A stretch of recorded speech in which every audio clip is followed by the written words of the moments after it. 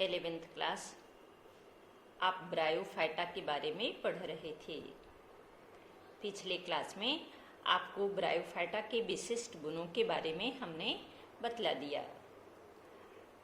अब आज ब्रायोफाइटा को दो भाग में विभक्त किया गया है। एक है लिवरवर्ट और दूसरा है मॉस।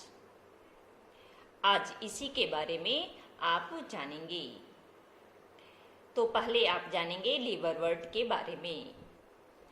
तो ब्रायोफाइटा को दो भाग में बांट दिया गया। ये जो है लिवरवर्ट जो है ये मुख्य रूप से नम और छायादार स्थान पर पाया जाता है। इसके अलावे इसका आवास झरनों के किनारे, दलदली जमीन में, गीली मिट्टी में, पेड़ की छाल पर भी होता है। पौधा का शरीर थैलस की तरह होता है। तब आप कहेंगे कि ये थैलोफाइटा का होगा? नहीं, ये देखने से जैसे रिक्सिया है, रिक्सिया को आप देखेंगे तो उसमें आपको जड़, तना, पत्ती जैसी संरचना नहीं दिखाई देगी। रिक्सिया लैब में है, आपको बाद में दिखा दिया जाएगा। सिर्फ थैलस के समान ही एक गोलाकार जैसी रचना है और उसमें थैलस से ही वो बना है। मार्केंसिया आपको फूल के समान दिखाई देगा, मार्केंसिया का पौधा। और इसमें जो जेमा कफो होता है मार्केंसिया में, जैसे आप धतूरा का फूल देखे होंगे लाउड स्पीकर के समान कपनुमा आकृति में, तो उसी के समान होता है, जिसको हम लोग बोलते हैं ना जेमा। तो रिक्सिया और मार्केंसिया ये इसका ना लिवरवर्ट का एग्जाम्पल है, उदाहरण है। अलैंगिक जनन की प्रक्रिया थैलस के विखंडन के द्वारा होता है, लेकिन मार्केंसिया में, ये रिक्सिया में होता है थैलस के विखंडन के द्वारा, और मार्केंसिया में यही क्रिया जो है जेमा द्वारा होता है। जेमा हरे रंग की बहुकोशिकीय अलैंगिक कलियां होती है, जिसका आकार ना कप के समान होता है। हम लोग उसको बोलते हैं जेमा कप। उसी में जेमा विकसित होता है और उसी से जनन की प्रक्रिया होती है। ये मादा पौधे से अलग होकर नए पौधे को जन्म देती है।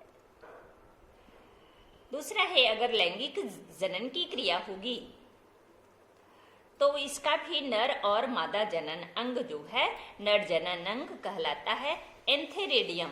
पिछले क्लास में ना हम इसकी चर्चा किए थे, ब्रायोफाइटा में ही नर जनन अंग। और मादा जनन अंग है आर्चिगोनियम। तो लैंगिक जनन की क्रिया में नर और मादा जनन अंग एंथेरिडियम और आर्चिगोनियम में बनता है। एक ही थैलस पर भी हो सकता है या फिर ये अलग अलग थैलस पर भी हो सकता है। युग्मक बना और निषेचन के बाद स्पोरोफाइट का निर्माण होता है। स्पोरोफाइट हुआ बीजाणु उद्भिद, यानी बीजाणु का उद्भव हो जाता है। स्पोरोफाइट में देखा गया है कि एक फूड जैसी रचना होती है, फूड को ही बोलते पाद, और एक तना, पतला तना जैसी रचना है, ये कहलाता ना सीटा,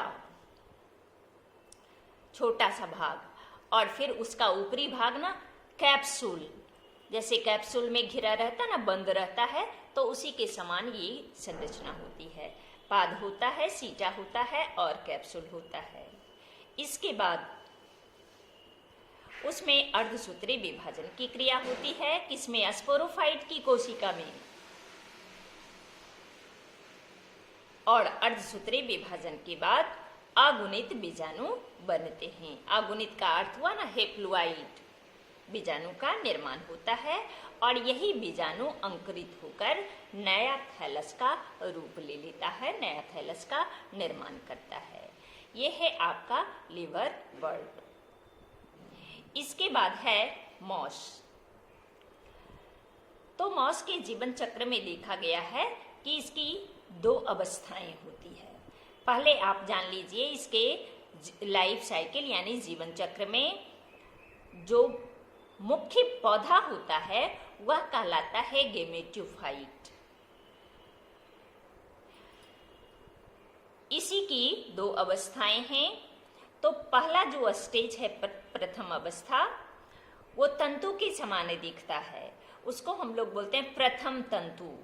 तंतु को ना प्रोटोनीमा भी बोलते हैं, जो कि बीजाणु से बनता है। ये बिसर्पी होता है, यानी लिपटा हुआ, हरे रंग का, शाखित और तंतुमयी, टेढ़ा मेढ़ा। और दूसरा जो अवस्था है वो देखने से ना पत्ती के समान दिखता है, और इसका निर्माण हुआ है प्रथम प्रोटोनीमा से, प्रथम तंतु से। पार्श्व कली के रूप में, पार्श्व मतलब होता है ना किनारा से, बगल से, कली के रूप में वो उत्पन्न हो जाता है, पत्ती के समान रचना। यही इसकी द्वितीय अवस्था है। और उसमें एक सीधा पतला तना के समान भी रचना होती है, और उसी तना पर चारों ओर से सर्पिल रूप में जो है पत्तियां लगी रहती है। पत्तियां छोटे छोटे आकार की पत्तियां उस पर लगी रहती है। ये बहुकोशिकीय और शाखित रेजोइड्स हुआ, मूलांग है ना, रेशेदार, शाखित मतलब रेशे के समान, मूलांग है, जड़ के समान रचना होती है। वास्तविक जड़ नहीं, रेजोइड्स, मूलांग, उसी के द्वारा ये जमीन से, मिट्टी से जुड़ी रहती है। और इस अवस्था में फिर लैंगिक अंग भी विकसित हो जाते हैं। मौस में अगर कायिक जनन की क्रिया होती है तो वो जेमा द्वारा भी हो सकता है, और द्वितीय प्रथम तंतु के विखंडन से भी होता है। इसके बाद जो पत्ती के समान रचना बने, ये तो पार्श्व कली, बगल से, किनारा से, तो मोकलन द्वारा भी देखा गया है कायिक जनन की क्रिया। मोकलन है कि जीव के शरीर से ना प्रबर्ध निकला, तो ये प्रबर्ध के समान ही है, पार्श्व कली के रूप में रचना निकलती है। फिर डेवलप होकर के अपने जनक को छोड़कर स्वतंत्र जीवन यापन करने लगता है, तो मुकुलन द्वारा भी होता है। लैंगिक जनन की क्रिया में नर और मादा जनन अंग पौधे के अलग अलग शाखा पर होता है, और ये दोनों जो है एक दूसरे के साथ जनन अंग में निर्माण होगा युग्मक का, और फिर युग्मक का संलग्न होता है। ये क्रिया होती है निषेचन, और निषेचन क्रिया के पश्चात युग्मनज बनता है। युग्मनज में द्विगुणित हम दिखाने के लिए ना 2n यहाँ लिखे हैं। युग्मक अगुणित और युग्मनज द्विगुणित। फिर युग्मनज में विभाजन की क्रिया होती है, और ये विभाजित होकर के स्पोरोफाइट का निर्माण करता है, बीजाणुद्भिद। उसमें भी एक पाद होता है, सीटा होता है और कैप्सूल होता है, और कैप्सूल में ही बीजाणु बनते हैं। ये बीजाणु अंकुरित होकर के प्रोटोनीमा बनाता है, यानी तंतु बना देता है, और इसी प्रकार से प्रथम स्टेज तंतु है, इसका जीवन चक्र जो है फिर प्रथम तंतु तक हम ला दिए। यहाँ से बीजाणु अंकुरित होकर के तंतु, प्रथम तंतु का निर्माण कर देगा, और उसी से स्पोर बनता है। फिर यही क्रिया जो है बार बार चलती रहती है, इसका जीवन चक्र चलती रहता है। इसका एग्जाम्पल है फुनेरिया, एस्फेगनम। ये सब ने मॉस का सामान्य सदस्य है। पॉलीट्राइकम, फुनेरिया, एस्फेगनम, पॉलीट्राइकम, ये तीनों जो है इसके सामान्य सदस्य माने जाते हैं।